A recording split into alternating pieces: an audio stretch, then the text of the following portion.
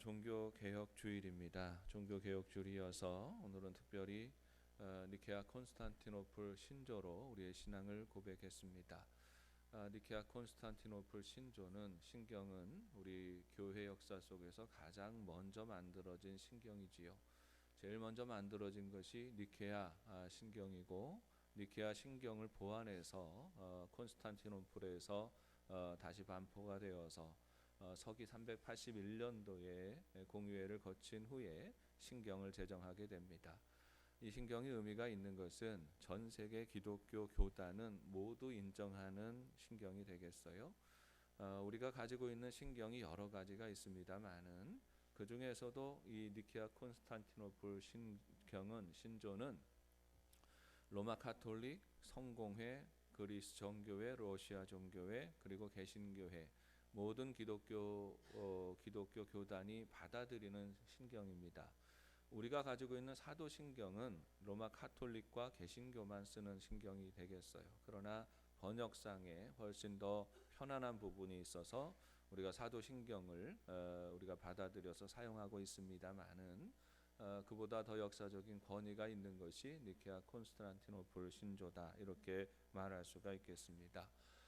종교개혁하고 또 신조를 니케아 콘스탄티노플 신조를 우리가 신앙 고백하는 것과 무슨 상관이 있나, 이렇게 생각할 수가 있지요.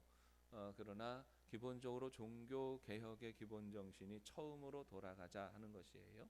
초대교회로 돌아가고 처음 믿음과 처음 고백을 회복하자 하는 의미가 있습니다. 그래서 교회 역사 속에서 가장 처음 만들어진 고백되어진 이 고백을 함께 나누는 것이 의미가 있겠다 싶어서 오늘은 니케아 콘스탄티노플 신조로 우리의 신앙을 고백을 했습니다. 특별히 다양한 신경들을 우리가 살펴보고 같이 공부하는 것이 유익한 것이 뭐냐 하면, 우리가 가지고 있는 사도신경 안에서 조금 우리가 이해가 잘 안 되는 그런 부분들이 있어요. 예를 들어서 요즘 신천지에서 계속 공격하는 부분이 사도신경에 빌라도에게 고난을 당했다, 이런 부분이 있잖아요. 그것에 대해서 시비를 많이 거는데, 이제 빌라도에게 고난 당하셨다는 의미가 무엇인지 오늘 우리가 니케아 콘스탄티노플 신조를 읽어보면 그 뜻이 무엇인지가 드러나거든요. 그러니까 한글 번역상의 여러 가지 그런 맹점을 이용해서 공격하는 악한 이단과 사이비들의 공격들에 대해서 우리가 좀 더 폭넓은 지식을 가지고 있어야 또 대응할 수 있고 맞설 수 있기 때문입니다.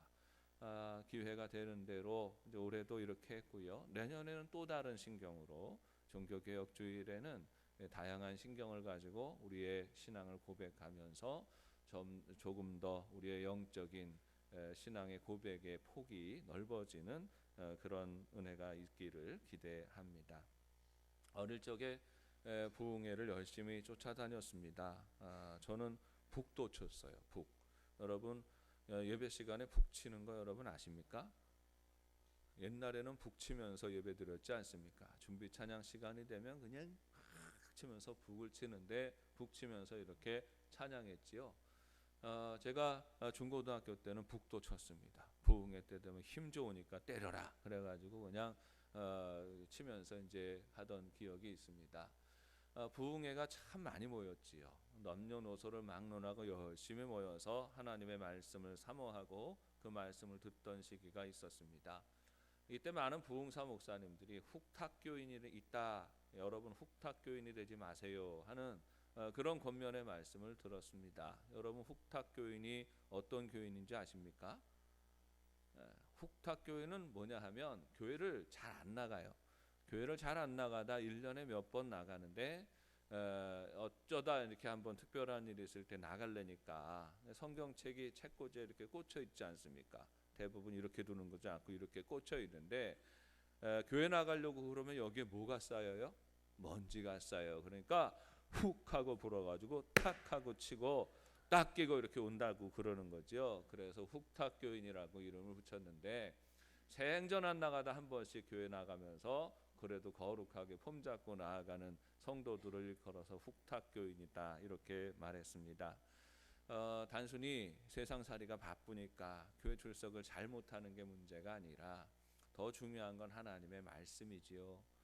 그리스도인이 되어서 일주일 내내 말씀 한 장 안 펴보고 읽어보지 않고 살아가다가 주일날 교회 오는 이들도 역시 훅탁교인이고, 또 이렇게 세상을 살아가는데 말씀과 동행하지 않고 살아가는 것을 경계하는 것입니다.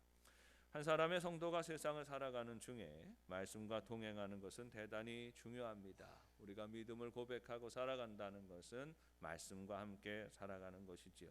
왜냐하면 이 말씀이 항상 능력이 되기 때문입니다. 말씀이 복이 되기 때문이에요. 말씀을 따라 살면 우리는 아브라함처럼 복이 되는 삶을 살아갑니다. 그러나 말씀을 잊고 살아가다 보면 우리는 은혜가 단절된 인생이 됩니다. 하나님으로부터 멀어지는 인생이 되는 것입니다. 영적으로 깨어 있다는 것이 무엇입니까? 영적으로 깨어 있다는 것은 다름 아니라 말씀에 깨어 있다는 것입니다. 말씀이 익숙하고 말씀을 가까이 하는 삶을 사는 것입니다. 우리 영도의 가족들이 늘 영적으로 깨어서 하나님의 말씀을 가까이 하는 삶이 되시기를 바랍니다. 우리 영도교회는 훅탁교인이 한 명도 없을 줄로 믿습니다. 매일매일 하나님의 말씀을 가까이 하고 그 말씀을 의지하여 믿음으로 승리하는 영도 가족들 되시기를 바랍니다. 온전한 그리스도인은 말씀을 사모하는 마음을 지킵니다. 그 마음을 지키고 살아가는 사람들이지요. 성경은 그래서 두 종류로 사람을 구분합니다. 열왕기서와 역대기서를 읽다가 보면 끊임없이 사람들에 대한 평가가 이루어지는 것을 보게 됩니다. 특별히 이스라엘의 왕들의 그 기록이 남아 있지 않습니까? 이 왕들과 그 시대를 살아갔던 사람들의 모습이 확연히 구분되어지는 것이지요.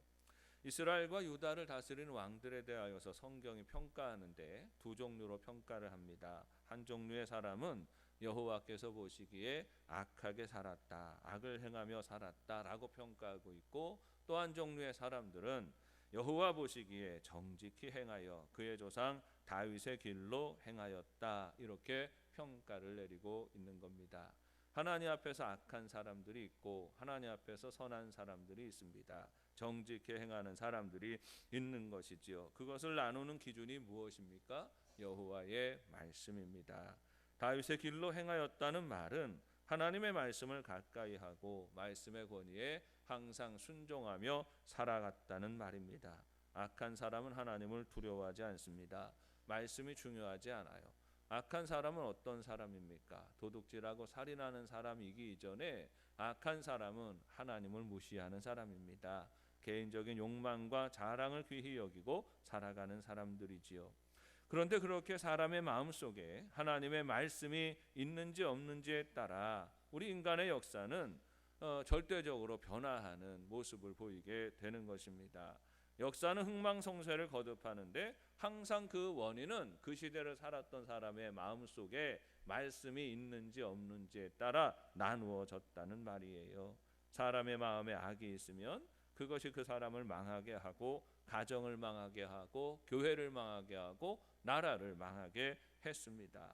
그러나 한 사람의 마음속에 선이 있으면 그 사람이 복되어집니다. 가정도 복되어지고 교회와 나라가 복되어지는 것이지요. 그래서 하나님은 우리 믿음의 조상인 아브라함을 택하실 때에 너는 복이 될지라 이렇게 말씀하시는 거예요. 하나님의 말씀을 들려주시고 그 말씀을 품고 그 약속을 의지하고 살아가는 아브라함을 향하여 너는 복이 될 거다, 이렇게 말씀하십니다. 복이 되는 삶이 무엇입니까? 연하여지는 말씀이 설명하기를 땅의 모든 족속이 너로 말미암아 복을 얻을 것이라. 믿음의 사람이 한 사람이 살아가면 그 사람을 아는 주변의 모든 사람들이 더불어서 하나님의 복을 맛보고 누리며 살게 하신다 하는 것입니다. 말씀이 있는 사람과 없는 사람의 차이가 이렇게 나타나는 것이지요. 사랑하는 여러분, 우리 삶에는 중요한 사명이 있습니다. 우리는 복이 되는 삶을 살아야 합니다. 아브라함의 길을 따라서 다윗의 길을 따라서 하나님의 말씀의 증거자로 살아가는 우리 영도 가족들이 되시기를 바랍니다. 하나님의 사람은 그래서 역사의 흐름을 늘 주목해 보아야 합니다. 우리나라가 어떻게 굴러가고 있는지, 우리 교회는 어떻게 흘러가고 있는지, 우리 가정은 어떻게 살아가고 있는지 이 삶의 흔적을 그리고 전망을 보아야 하는 것입니다. 성경은 한 민족의 역사를 기록하고 있습니다만 이 기록되어진 이스라엘이라고 하는 이 민족의 역사는 대단히 중요합니다. 왜냐하면 이스라엘 민족의 역사가 곧 우리 인류의 역사로 이어지기 때문입니다. 오늘 우리가 함께 읽은 말씀은 열왕기 하서의 말씀입니다. 열왕기는 이스라엘의 그 이스라엘과 유다의 그 다스렸던 왕들에 대한 기록이 되겠습니다. 특별히 열왕기 하서는 뒷부분의 일을 기록하고 있는 것이지요. 유다가 멸망하기 직전의 이야기입니다. 북왕국 이스라엘이 멸망하고 남왕국 유다도 또 그 존망이 어려워지던 시기에 이르게 되는 기원전 600년경의 왕들의 이야기를 다루고 있는 것입니다. 이 시기에 유다는 종교적으로 타락하지요. 정치적으로 어수선해집니다. 열방의 각 족장이 되어서 국가의 존망 자체도 어려워지는 상황이 됩니다. 정치적으로 어수선하고 힘들어졌습니다. 그들의 왕조를 세운 다윗의 시대에는 주변의 모든 나라들을 정복해서 큰 제국을 이루었지 않습니까? 애국과 어깨를 겨누는 그런 제국을 이루게 되었습니다마는 그건 다 옛날의 영화이고 시간이 지나면서 열왕기 하서의 시대는 국력이 쪼그라들 대로 쪼그라들어 있는 것입니다. 이 시기에 유다의 마지막 위대한 개혁자가 되는 요시야가 왕위에 오르게 됩니다. 요시야는 나이가 8살에 왕위에 올랐다 기록하고 있습니다. 8살에 왕이 된다. 이 사건 자체가 의미하는 바가 있습니다. 그 시대가 혼란했다라는 것이고 피치 못할 곡절이 있었다 하는 것입니다. 그의 아버지가 또 정상적이지 않게 죽임을 당했다라는 그런 의미가 되는 것이지요. 참 어려운 시기에 어린 나이에 요시야가 왕위에 올랐다라고 하는 것입니다. 그의 아버지 아몬과 할아버지 므낫세는 여호와 앞에서 극악한 길을 걸었던 사람입니다. 특별히 므낫세가 행한 일들은 참으로 처참하고 끔찍한 일들을 유다 땅 안에 벌였습니다. 마치 아합 왕의 때처럼 남왕국 유다 안에 아주 버젓이 악하고 더러운 일들을 행하고 악하고 더러운 우상들을 심어놓게 되는 것입니다. 므낫세는 우상을 섬기는 사람이었습니다. 바알과 아세라를 독려하는 사람이었어요. 그래서 이 사람이 얼마나 끔찍한 일을 했느냐 하면 자기 아들들을 불 가운데로 지나가게 했어요. 인신제사를 의미하는 겁니다. 그리고 이 바알과 아세라 상을 섬기는 그 제단을 하나님의 성전뜰에다 세웁니다. 그리고 거기에 쓰이는 우상과 기구들을 하나님의 성전에 솔로몬 성전 안에 있는 많은 방들에다가 이 우상을 섬기는 기구들, 그릇들을 다 보관하는 일들을 하게 되는 것이지요. 완전히 하나님 앞에 극악한 일을 저지르고 있는 것입니다. 연이어지는 아몬의 시대에도 마찬가지입니다. 그 세월을 지나면서 우상에 몰두하는 나라가 잘 될 리가 없겠지요. 그 나라가 멸망에 임박하게 됩니다. 다 무너지고 다 망할 지경에 이르게 됩니다. 삶은 피폐해지는데 특별히 성전은 더욱 황폐해집니다. 우상에 매여서 아무도 성전을 찾지 않게 됩니다. 여호와 하나님을 섬기는 사람이 없지요. 성전에 나와봐도 바알의 제단이 있고 아세라의 제단이 있으니 누가 그 성전에 나오겠습니까? 하나님을 찾는 이가 없습니다. 제사하는 이도 예물을 드리는 이도 없습니다. 그러니까 그 성전을 지키는 제사장들이 살아갈 수가 없습니다. 제사장들이 다 뿔뿔이 흩어지게 되고 소수의 사람들만 겨우 남아서 성전을 지키고 있는 것입니다. 곳곳에 공간들이 이용하지를 않으니까 먼지가 수북이 쌓입니다. 바알과 아세라의 그릇들이 쌓여 있는 그런 방들은 그나마도 관리가 됐겠지만, 그러나 저 구덩이에 구석방에 말씀의 두루마리들과 하나님을 섬기는 기구들은 다 한 군데 창고처럼 모아놓고 그러고 있었던 것이지요. 모든 것이 다 황폐해져 있습니다. 하나님을 섬기는 일에 대해서는 피폐해져 있는 것입니다. 요시야가 바로 그 시기에 왕위에 오릅니다. 다행히 그의 어머니가 신실한 여인이었던 것으로 추정이 되어집니다. 그 어머니의 영향을 받아서 요시야는 하나님을 섬기는 믿음을 가지게 됩니다. 그리고 그의 나이 18살이 되었습니다. 18살이 되었다는 것은 무슨 의미가 있겠습니까? 이제 그가 왕권을 장악하게 되는 거예요. 나이 8살에는 왕위에 오르더라도 왕의 행세를 할 수가 없습니다. 8살의 어린 나이에 왕위에 오르면 항상 옛날부터 섭정을 세웠지요. 이 섭정이 모든 것을 관여했고, 이제 18살이 되니까 이제 완전히 성인이 되고 이제 요시야가 왕으로서 권위와 권세를 가지게 됩니다. 그때에 이 왕권을 가지고 왕권을 행사할 수 있는 시기가 되었을 때에 제일 먼저 한 일이 무엇입니까? 요시야가 일어나서 성전을 정화하기 시작합니다. 무너진 성전을 회복합니다. 다시 예배할 수 있는 길을 열어놓는 거지요. 많은 사람들에게 세금을 거둡니다. 성전을 보수하게 하지요. 다시 예배하고 다시 하나님을 섬기는 일을 시작하게 되는 겁니다. 그렇게 하나님을 섬기는 일을 시작하고 성전을 정비하기 시작할 때에 이때 놀라운 일이 생깁니다. 중요한 사건이 일어나지요. 대제사장 hil기야가 저 구석방 속에, 구석방 어디엔가 그렇게 처박혀서 먼지 투성이가 되어 있는 두루마리들을 발견하게 됩니다. 이전에도 있었던 두루마리들입니다. 성전에 보관되어 있었던 토라의 두루마리들이지요. 이 두루마리들을 찾아내게 됩니다. 역사학자 요세푸스는 이것이 토라였다, 모세오경의 두루마리였다라고 말하고 있고, 현대의 문서 비평가들은 특별히 그 중에서도 신명기의 두루마리였을 것이다, 이렇게 추정을 하고 있습니다. 이 토라의 두루마리를 찾아서 왕에게 보내지요. 서기관 사반이 그것을 대신해서 읽습니다. 그리고 그 말씀이 읽혀질 때에 말씀을 들은 요시야는 자기 옷을 찢었다 했어요. 옷을 찢었다라고 하는 것은 회개의 상징이지요. 이스라엘 백성들이 옷을 찢고 제 가운데 앉는 것은 자복하고 회개하는 상징입니다.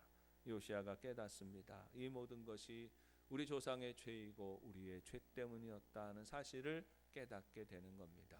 왜 우리 민족이 이렇게 곤고하고 힘든가? 어떻게 하면 이 나라를 바로 세울 수 있을까?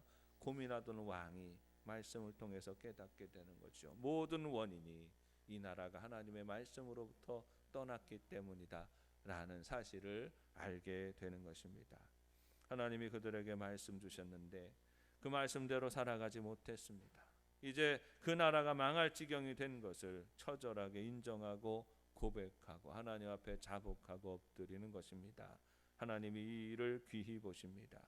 이 참담한 고백을 들으시고 하나님은 여선지자 훌다를 통하여서 하나님의 말씀을 전하십니다. 이미 이 나라는 망할 나라이고 망할 운명의 나라이지만 그러나 이 심판을 늦추어 줄 거다, 너에게 다시 한번 기회를 주겠다 하시는 이 말씀을 주시는 것입니다. 요시야는 자기에게 주어진 이 기회를 최선을 다해서 받아들입니다. 온 나라 안에 영적 갱신과 종교개혁의 기치를 듭니다.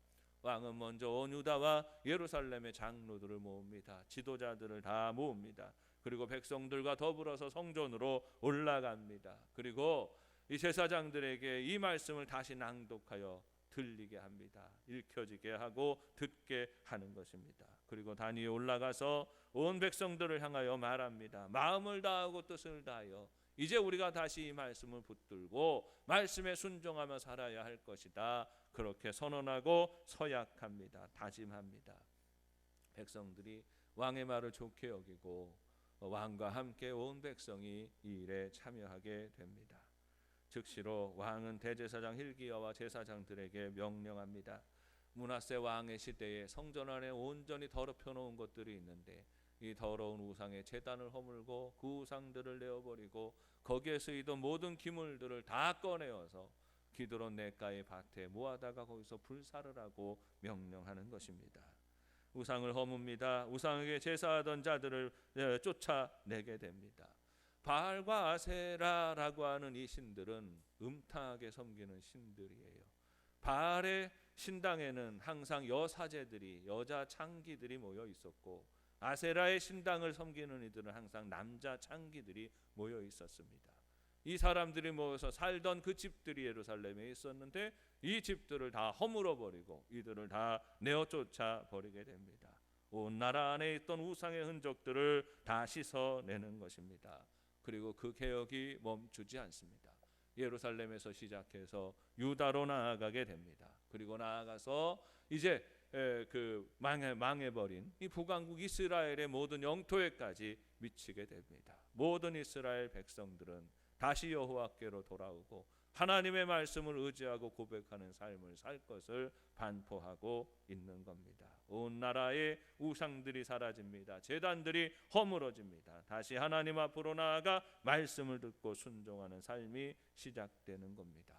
다시 말씀을 듣게 되니까 요시야의 시대의 국력이 회복되어집니다. 나라가 새로워집니다. 다시금 기운을 회복하고 일어서게 되는 것이지요. 역사는 항상 반복됩니다. 하나님의 사람들이 사는 것도 마찬가지입니다. 성도가 부르심에 합당하게 살아갈 때에 하늘의 복을 누립니다. 교회는 부흥하고 아름다운 영향력을 가지게 됩니다. 그런데 여유 있고 힘이 있어지니 교회가 본질을 잃어버립니다. 말씀 따라 살고 말씀 의지하며 살아가던 데서 벗어나서 가지고 있는 것 의지하고 돈 따라 살아가고 명예와 권세와 권력을 따라 살아가게 됩니다. 그러면 교회는 시들어가고 암울해지는 시기를 겪게 됩니다. 기독교 역사를 보면 교회의 역사가 끊임없이 반복되어지는 것을 보게 됩니다.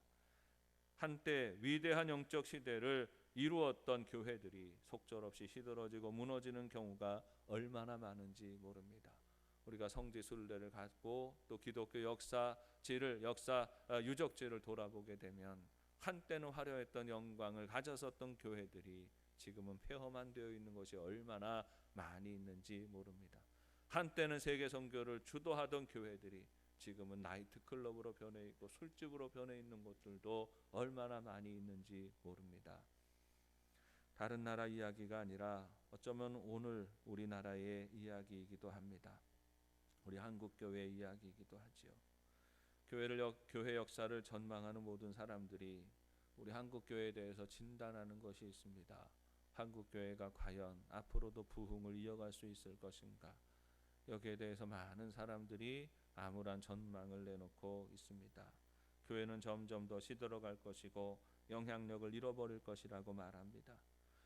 그도 그럴 수밖에 없는 것이 지금 교회의 인구 구성을 살펴보면 쉽게 이해할 수 있다는 것이죠. 오늘날 한국 교회 대부분의 교회들은 50대, 60대, 70대가 주류를 이루고 있습니다. 그렇게 노인 세대들은 여전히 하나님 교회 안에 많이 모여 있는데 40대, 30대, 20대, 10대로 내려가면서 급격하게 줄어들고 있다는 것이에요. 인구 분포를 보면서 항아리 구조니 피라미드 구조니 이런 이야기를 합니다만 오늘날은 T자형 구조라고 말합니다. 연세 높으신 분들은 많고 그 아래는 급격하게 줄어들어서 마치 T자로 내려가는 것처럼 그렇게 믿는 이들이 추락해 간다라고 하는 것이지요. 오늘 시대의 바람이 얼마나 강력한지 교회마다 이 일들에 대해서 어떻게 저항하지 못하고 그저 휩쓸려 가는 상황이 되어 있습니다. 심지어 성도의 자녀들도 교회 안 나가는 자녀들이 태반이지요. 청소년기까지는 그래도 용돈 준다니까 엄마 아빠가 용돈과 결부시켜서 교회 안 가면 용돈 없다 하니까 어쩔 수 없이 가지만 자기 스스로 판단하고 결정할 때가 되면 요즘 젊은이들에게 교회가 매력이 없어지는 겁니다. 다 교회를 떠나가고 세상 풍조에 휩쓸리고 세상의 가치를 따라가는 시대가 되어 있지요. 믿지 않는 이들을 전도해서 그 아이들도 전도해서 우리의 다음 세대가 더 풍성해져야 되는데 믿지 않는 아이들 전도하는 것은커녕 우리 아이들도 잘 지키지 못하는 상황에 빠져 있는 것입니다. 우리는 어떻게 해야 할까요? 이러한 시대 상황 속에서 우리는 어떻게 해야 될까요? 어떻게 해야 하나님의 교회가 다시 든든히 세워질까요? 어떻게 해야 우리가 그저 입술의 그런 증거로 그냥 말하는 그것이 아니라 정말 진정한 하나님의 부흥을 다시 경험하고 다시 일으킬 수 있을까요? 성경이 가르치는 바는 한 가지입니다. 우리는 하나님의 말씀으로 다시 돌아가야 합니다. 하나님 앞으로 돌아가야 합니다. 먼지 쌓인 성경을 다시 들어서 우리 마음의 먼지를 털어내어야 합니다. 502년 전에 로마 가톨릭을 개혁하던 종교개혁의 소리는 말씀의 권위를 다시 세우자 하는 것이었어요. 1000년 동안 로마 가톨릭은 성경을 읽히지 않았습니다. 사람들에게 일반인들이 성경을 읽으면 괜히 그들의 권위에 도전할까 봐 성경을 번역시키는 그것은 반역죄로 처단하고 했어요.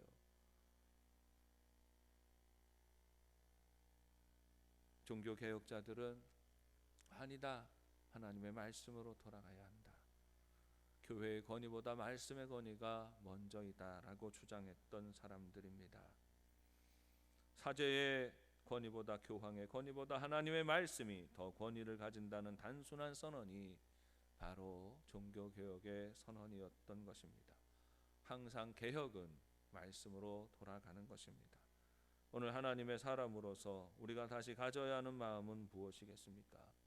영적인 감동도 잊어버리고 능력도 잊어버리고 기쁨도 사라져버리는 시대에 정말 무엇인가 회복되어져야 한다고 말씀 앞에서 고민하고 애통하는 사람들이 품어야 하는, 결단하는 것이 무엇입니까? 우리가 무엇을 할 수 있겠습니까?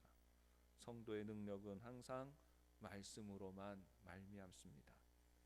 말씀을 붙들면 다시 소망이 생기고, 말씀을 붙들면 다시 능력이 나타나고, 말씀을 붙들면 다시 역사가 일어나는 것입니다. 한창 한국교회가 부흥할 때에 우리의 모습이 어떠했습니까? 우리는 하나님의 말씀을 듣기 원하였습니다. 모든 국예배 때마다 열심을 다해서, 최선을 다해서 예배의 자리로 나오고 말씀을 듣고 은혜를 나누었습니다. 부흥의 시기를 지나서 쇠락해지는 지금 이 시대의 특징이 무엇입니까? 하나님 앞에 나오는 것, 이제는 너무너무 게을러지는 시대를 우리가 살아가고 있습니다. 너나 할 것 없이 열심을 잃어버린 시대를 우리가 살아가고 있습니다. 이것이 회복되어지지 않으면, 이 마음이 우리 안에서부터 회복되어지지 않으면 한국교회는 다시 부흥을 꿈꿀 수 없습니다. 하나님의 역사를 경험할 수가 없어요. 그런데 우리가 다시 이 꿈을 꾸기 시작하면 하나님의 말씀을 사모하고 말씀을 따라 살고 순종하는, 결심하고 결단하고 쫓아 나아가기를, 그 마음을 우리가 품기 시작하면 우리는 다시 소망을 가지게 됩니다. 왜냐하면 하나님의 능력은 항상 말씀을 사모하는 이들을 통하여 나타나기 때문입니다. 마가복음 16장 20절 말씀에 제자들이 나가 두루 전파할세 주께서 함께하사 그 따르는 표적으로 말씀을 확실히 증언하시니라 했습니다. 믿는 이들에게는 표적이 따르리니, 이게 약속이었죠. 하나님의 교회가 힘을 가지는 건 어떤 겁니까? 주님의 표적이 따를 때에 하나님의 교회가 힘을 가집니다. 그런데 그 표적이 언제 나타납니까? 표적으로 말씀을 확실히 증언하시니라. 표적은 말씀을 증언하는 거예요. 하나님의 역사와 능력은 하나님의 말씀을 사모하고 의지하고 쫓아가는 이들을 통하여서 일어나는 것입니다.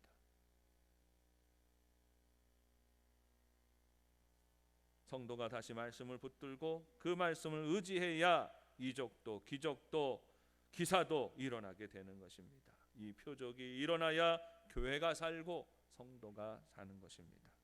사랑하는 여러분, 다시 주님의 말씀을 사모하며 거룩한 열정을 회복하는 삶이 되시기를 바랍니다.